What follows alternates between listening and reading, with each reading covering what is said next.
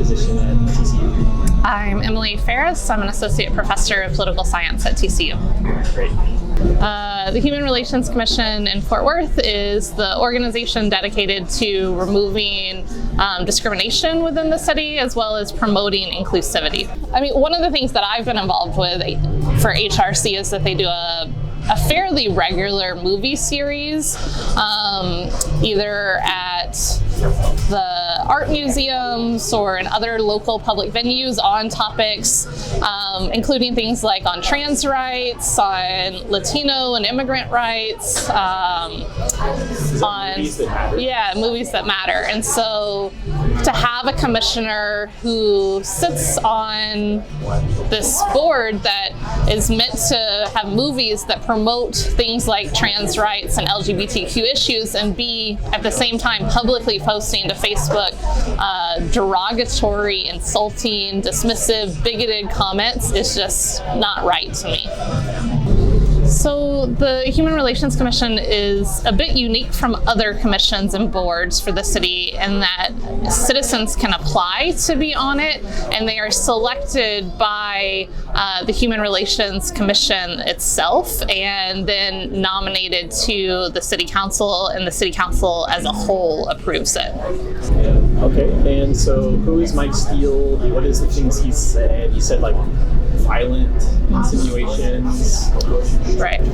So Mike Steele has been a Human Relations Commissioner since 2015, and they tag him on, the Human Rights Commission tags him on their Facebook posts, and so I was taking a look at their Facebook posts and saw him tagged and clicked on his Facebook, public Facebook, and saw the really bigoted statements that he had either posted himself or posted from other people, to calling for civil war, inciting and suggesting violence against immigrants, denigrating the trans and LGBTQ community, and in general just being discriminatory.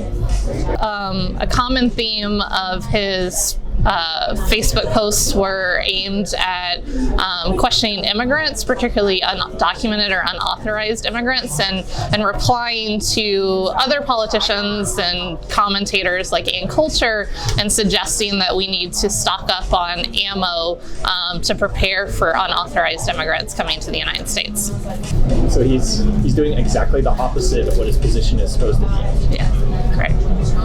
So after the posts came to light, and I publicized them through Twitter, and the Star Telegram reported on them, Betsy Price, the mayor, decided to call for his resignation, to which he declined to do. Since then, thanks to more publicity and other groups getting involved and staying on this, as well as a petition that's now over 500 people, the majority of the City Council has now agreed to remove him from his post since he has resigned.